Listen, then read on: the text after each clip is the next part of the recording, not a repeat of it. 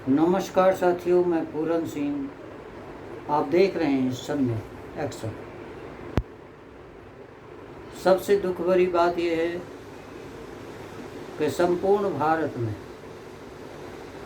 Corona फिर से और बड़ी तेजी से, तीव्रता से बढ़ने लगा है।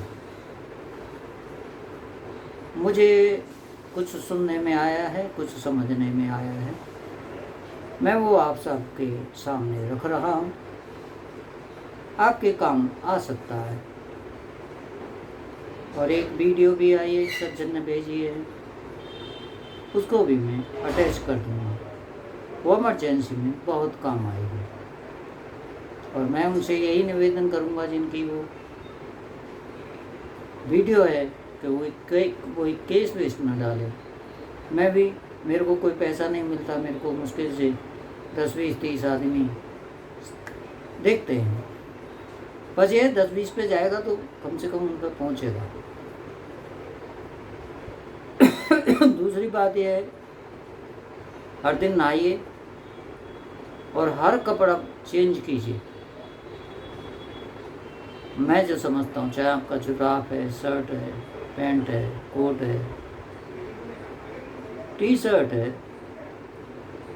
या जैकेट है, कोई भी कपड़ा है आपके हम पे, जब भी एक तो बाहर से आएँ, आप बाहर ही रुक जाएं कहीं थोड़ा देर, ड्यूटी से जा रहे हैं, किसी काम से आ रहे हैं, तो घर पे आते समय अपने सारे कपड़े धोने के लिए कहीं ऐसी जगह डाल दें जहाँ साबुन या सर्फ घुली हुई हो।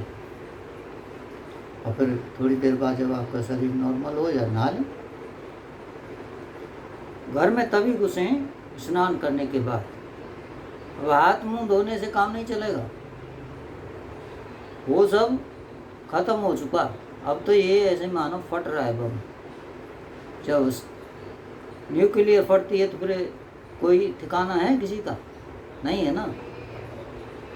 कॉकरोच बचता है, फिर और कुछ नहीं बचता। आदमी तो सुहार, ब्राह्मण जो कहता है सुहा, वही बात है, सब खत्म हो जाता है। तो मैं अपनी तरफ से यही कहना चाहता हूँ कि जब भी बाहर से आएँ, थोड़ी देर बैठें, अपने कपड़े समस्त कच्चा बनियान के अलावा सभी को धो दें। चाहे तुम्हारा ये हैंकी है, स्वेटर, क्या नाम है आपके, जुराफ हैं, और शूज भी डेली पॉलिश करें। पॉलिश करके ही जाएं। कहीं भी कोरोना का वायरस रुक सकता है। मास्क डेली धोएं। मैंने किसी डॉक्टर को कहते सुना है कि 2 मास्क पहने, एक ऑपरेशनल, वो जो हरा सा आता हल्का सा, और एक N95। और जो एक मास्क है वो तो कभी न पहने, जिससे नाक हमेशा ऐसी उगड़ी उची रहती है, या फिर थोड़ी सी ऐसे ऐसे रहता है, ऐसे सारा मुंह नाक सब चमकता रहता है, सब बाहर का हवा आती रहती है, तो वो तो कतई न लगाएं।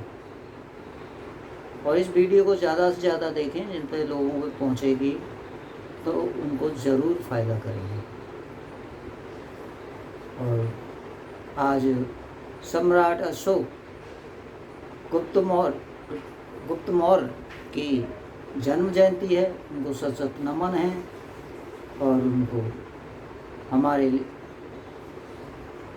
सम्मानजलि है उनके लिए, और हमारी श्रद्धांजलि है। जो भी है, श्रद्धांजलि नहीं दे सकते, क्षमा करें। श्रद्धांजलि जन्मदिन है, आज सशत नमन है उनके लिए बस। और बहुत उपकार है उनके हमारे पे। हमारा जो परिवार है सभी का करीब अछूत लोग बुद्ध और सम्राट अशोक से ऊपर उनकी जो DNA करते जाइए तो वहीं जाके पहुँचेंगे सारे अछूत। और जंगली में जो रहते हैं वो भी और मोस्ट बैकवर्ड। देखिए, मैं इनका तो कह नहीं सकता, जो यादव जी हैं वो अपने को कहते हैं हम कृष्ण के वंशज हैं, और कुछ कुशवाहा हैं वो कहते हैं हम राम के वंशज हैं, कुश के वंशज हैं, कुशवाहा हो गए। अब जैसे वाल्मीकि समाज के लोग हैं, उन्हें बुरा लगेगा, झाड़ू लेके घूमेंगे, वो वाल्मीकि को समझते हैं अपना पूर्वज, वो ब्राह्मण था।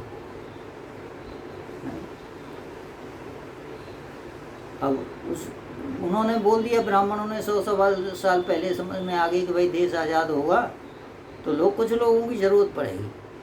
केजरीवाल तो झाड़ू लेके ही जीत गया। जाटव समाज ने भी, सब ने दे दी वोटें, वाल्मीकि समाज ने दे दी।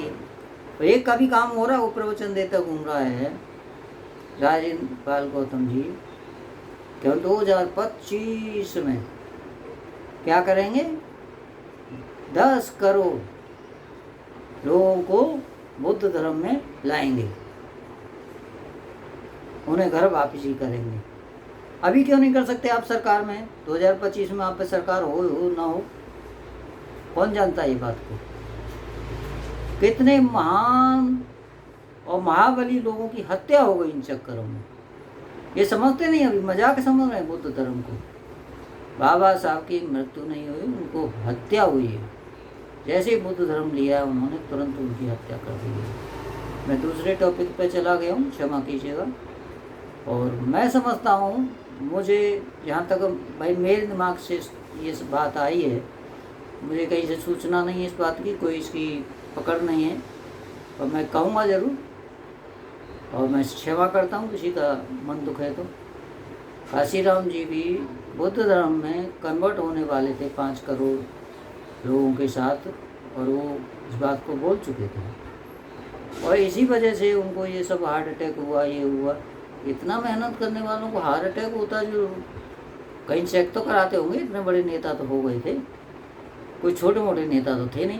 भारत में कोई जो आदमी नहीं जानता हो उनको, उनका चेकअप नहीं होते थे कि उनको हार्ट अटैक, कोई कोलेस्ट्रॉल की प्रॉब्लम है या कोई और है, बात है, पैरालाइज होने वाला है, क्या उसका क्या प्री मेडिकल है, कि पहले क्या करना चाहिए। एक्सरसाइज जरूर करते होंगे वो, इतने महत्वाकांक्षी के अब चीफ मिनिस्टर बना गए बहन जी को, और खुद पूरे भारत में घूमे वोट लेने के लिए। तो पता नहीं कहाँ से उन्होंने मेंबर जीत भी लिया, उन्हें MLA MP, पंजाब से, दिल्ली से, मध्य प्रदेश से, हरियाणा से, आपका और बंगाल तक और साउथ तक। अब वो गए जब से, उत्तर प्रदेश भी हाथ से चला गया। मुझे ये संभावना है, मेरे दिमाग में इतनी बात ऐसी बैठा था मेरे क्लिक कर दी। कभी कुछ बातें क्लिक कर जाती हैं बहुत सारी मेरे दिमाग में, पर उसका मुझ पर कोई प्रूफ नहीं है, और ऐसी बातों का प्रूफ होता भी नहीं है कि वो मारे गए 5 करोड़ बुद्धिस्टों को बुद्ध धर्म ग्रहण कराने, हिंदुओं को बुद्ध धर्म में लाने के लिए। तो ब्राह्मण तो पीछे पड़े हुए हैं बाबा साहब से ही। बाबा साहब से क्या, बुद्ध से ही, और अशोक, सम्राट अशोक का परिवार ही उन्होंने नष्ट कर दिया। वो अगर लंबे समय तक काम किए होते तो बुद्ध धर्म और स्थिति सही होती, या उन्होंने कोई योग्य राजा नहीं चुना, क्या है देखो, मुझे तो ये परिस्थिति पता नहीं है, पर किसी ने छल किया है और राजा अपना तुरंत एक्शन नहीं कर पाया, तलवार लेके चलता है उस समय, और उसने कर दिया ये सब। तो ये मुझे पता नहीं इस मामले में, देखिए वहाँ से छल होते आ रहे हैं। जो 1% आदमी है ब्राह्मणवादी, जो अपने अलावा किसी को योग्य समझता नहीं है, वो जैन धर्म में घुसपैठ कर चुका है, सिख धर्म में घुसपैठ कर चुका है, बुद्ध धर्म में घुसपैठ कर चुका है। कोई धर्म, क्रिश्चियन धर्म में, मुस्लिम धर्म में, सभी धर्मों में अपने आदमी उन्होंने बिठा दिए। जैसे तुम देखते हो कितने लोग हैं उनके पास अलग अलग धर्म के, वो सब उन्हीं के हैं। और नागपुर में चले जाइए, जहाँ पे यहाँ चले जाइए, क्या नाम है, बॉम्बे में, हर जगह तो वही बैठे हैं, और मौका ताक रहे हैं। जिस दिन मौका मिलेगा उस दिन सबको फिर रामकृष्ण के ये मिथ कथा लगा देंगे उसके पीछे, और राजा के बल से सब करवा भी देंगे। देखिए मैं दूसरे मुद्दे पे चला गया, ये मेरी गलती है। जैसे मुझे कोरोना पे ही बात करनी थी, तो उसमें मेन बात यही है कि एक विद्वान वो डॉक्टर रहे होंगे, ऐसा कुछ बताया नहीं उन्होंने, तो उनका ये वो बहुत बढ़िया है और उसे मैं ज़रूर करूँगा। कोई देखो प्रॉब्लम आएगी तो मैं आप लोगों से मदद मांगूंगा, ठीक है। ये सब चीज़ें इतनी बहुत सारी हो चुकी हैं और भारत में आज भी हो रही हैं।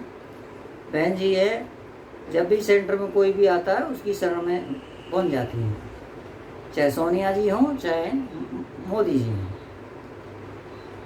तो कांचीराम जी तो ऐसे शरण नहीं कहते थे कि भाई शरण में ही चलो, अपना फायदा उठाते थे अपने स्टेट में, तब देते थे किसी को।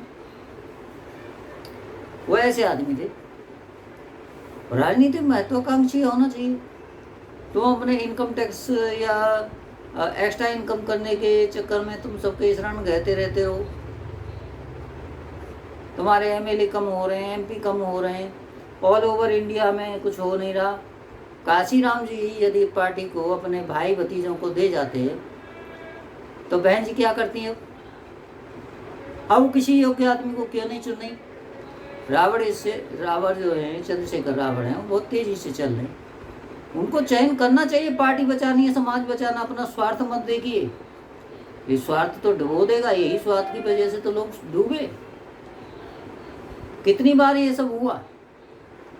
बाबा साहब के बाद ही कोई बढ़िया नेता नहीं बन पा। अब यहाँ पे इन्होंने इतने 30, 35, 40 साल मेहनत की, उसके बाद कोई बड़ा नेता नहीं बन पा। बहन जी सम्मान तो करते हैं, पर समाज का हित क्या? तुम लोगों के पीछे पड़े रहोगे और अपने भाई भतीजों को प्रचार के लिए भेज दोगे, उन्हें अच्छे पद दे दोगे, तो जो चापलूस है वो तो आएंगे, मेरे जैसे लोग नहीं आएंगे। तो जो करना करो भैया, मेरा भी जीवन खत्म ही है, मैं तुम्हारे चक्करों में पड़ूंगा नहीं। हम तुमको वोट दे देते थे, बूढ़े हो गए हमारा पूरा समाज। तुम कहते थे मैं अपने नाम संपत्ति नहीं करूँगी, मैं शादी नहीं करूँगी, शादी नहीं करूँगी, ये तो बात ठीक है, परिवार तो तुम्हारे साथ ही रहता है ना। आनंद जी के बेटे आकाश जी और उनका समस्त तुम्हारे पिताजी एक्सपायर हुए, उसका हम सम्मान करते हैं। हमको भी दुख होता है भाई, किसी का भी पिता जाते हैं तो दुख की बात तो है, किसी भी पुत्र पुत्री को होता है, वहाँ तक तो हम समझते हैं। पर आप लोग गद्दी के चक्कर में, पैसे के चक्कर में बड़े बड़े महलों में रह रहे हैं, कहीं निकल नहीं रहे। उस भतीजे भाइयों को भी नहीं निकाल रहे। वो अगर राजनीति के अच्छे व्यक्ति होते तो मेहनत करते जाके, तो राजकुमार हो गए। बहन जी मुख्यमंत्री हो गए तो वो राजा हो गए, युवराज हो गए। जैसे राहुल गांधी युवराज है, पर राहुल गांधी ने तो बहुत बढ़िया गुण किया है, शानदार, कई बात अच्छी करी है। और वो किसी ढोंग में नहीं है, पैंट शर्ट पहनता है, छोड़ दिया ये कोट पैंट, वो क्या नाम है, कुर्ता पाजामा, जो नेताओं का चक्कर है, उसने काफ़ी अच्छा कहा है। चलो थैंक यू, आज के लिए इतना ही। और हमसे कोई भी गलती हुई है, कभी हमारा यही तो नालायक है, हम लोग अपने भाव में बह जाते हैं, क्षमा करें।